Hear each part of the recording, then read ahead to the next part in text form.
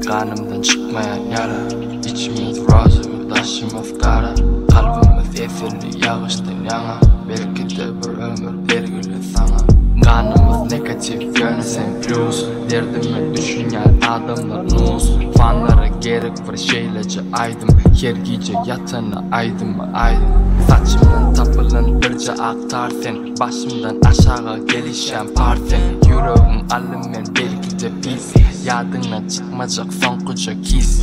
Giden yollarını izlerim mavi. Çekilen çilimler öykünü al. Bakan gözleri başka dünya yale. Benim yaşayan edil bulutlarda yale. Bulutlar karayla yüzümün kumana batanında. Kendime iş folyan yeterse aydımı yazanımda. Yerdenim asmana uçamın.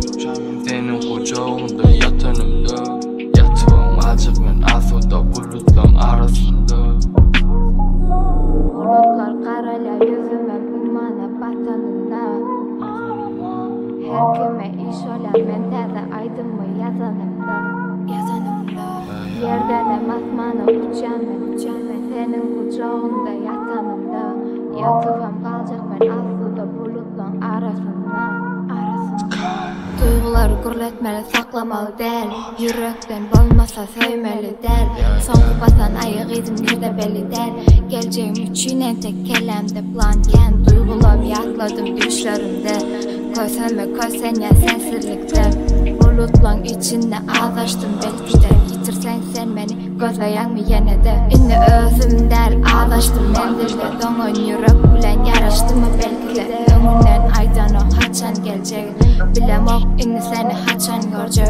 Taşımda müngüsü yürekte biri. Düğünün men bilen kim bilen ertiri. Seni yatlasam tutulya dillerim. Ökünya sana uzadan ellerim.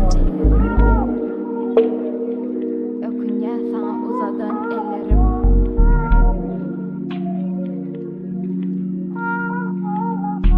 Duygularımı yakladım düşlerimde.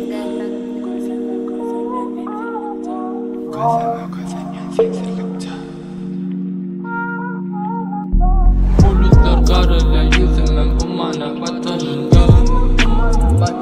Kendime iş folyan yeterse aydımı yazanımda.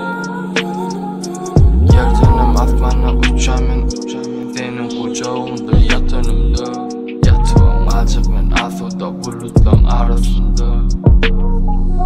Bulutlar karayla yüzümün kumana batanında.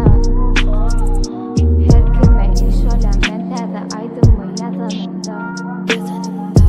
Yerdenim asmana uçamın. Senin kucağında yatanımda. Yatığım kalacak ben asuda bulutların arasında.